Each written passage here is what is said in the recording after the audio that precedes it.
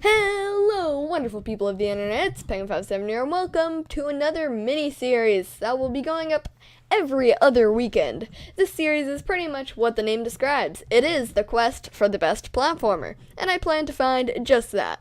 So without further ado, let's begin. Today we're going to be talking about the cult classic Super Meat Boy. Ooh, fancy words. Super Meat Boy is an incredibly difficult platformer made in 2010 by the same person who made The Binding of Isaac. This game has your protagonist running through levels in an attempt to retrieve Bandage Girl, who is the damsel in the distress. Yeah, that makes sense. And you will be saving her from the main villain of this game, named Fetus Man. Don't ask me why. The story is an intentionally cliché take on the Mario game's formula of the stolen princess. So that's about it for the story, because the main focus of the game is difficulty, level design, and getting chopped in half by an obnoxious amount of saw blades. So yeah, let's get to the saw blades. Super Meat Boy is simple in that it only has 3 mechanics: walk, jump, and sprint, but the brutal level design is what makes this game hard. I have a speedrun of this game going in the background just so you guys can see how high the skill cap for this game is, and even the best of the best die many times throughout the run. This game is amazingly simplistic, but with the saws, lasers, missiles, and much more, this game will give you a run for your money. All of the levels are uniquely designed and have many different approaches to taking them down. For the most part, there is no strategy in this game, but the closest thing to it is the incredible trial and error included in its levels. To make it through a level, you will die numerous times, but it never feels like it was the game's fault because of the very precise hitboxes. Just to add icing on the cake, the respawn time is almost non-existent, making this game perfect for the just one more try mentality. Since this is a quest for the best, I will be making some comparisons along the way. But this is the first episode, so it is a little bit difficult to compare things because I'll only be going off personal experiences, but just roll with it. I haven't played a ton of platformers, so fair or not, I'm just gonna compare Super Meat Boy to the giant himself, Mario. Super Meat Boy sort of feels like watching a speedrunner breeze through levels of Mario, knowing exactly where everything is, and to have the average player feel like that is incredible.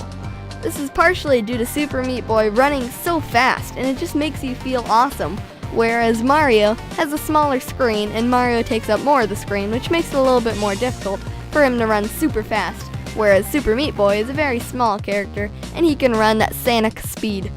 But either way, the feeling you get when you play this game is unrivaled, and this game's fast pace is exhilarating, and I think it is one of the best parts about Super Meat Boy. This game is first off very long and difficult, but if you do complete it and you want more, there is plenty. There are dark, harder versions of every world, as well as collectibles and little mini-games hidden inside levels. The main collectible in this game is the bandage, which can be traded in to get special characters with unique perks.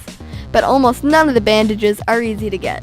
I figured you should be warned before the collectors go crazy trying to get a single stupid bandage. To conclude, this game is incredibly simple, but it does it in the best possible way. It is a bare-bones platformer that is literally just run and jump, but make no mistakes, this game is not for the faint of heart. If you like difficult games and in specific, oh gosh, that one's staying in. I'm not editing that one out. Dang it! If you like difficult games and in specific difficult platformers, I insist you to give Super Meat Boy a try. But you can give this. I can't use words right. If you like difficult games and in specific difficult platformers, I insist you to give Super Meat Boy a try. But can this modern classic live up to the likes of Donkey Kong and But can this modern classic live up to the likes of Donkey Kong and Super Mario Bros? Well, you'll have to hang on to find out. But other than that, I hope you guys enjoyed. Those were some beautiful outtakes, I might say. And yeah, I hope to see you guys in the next one. Peace.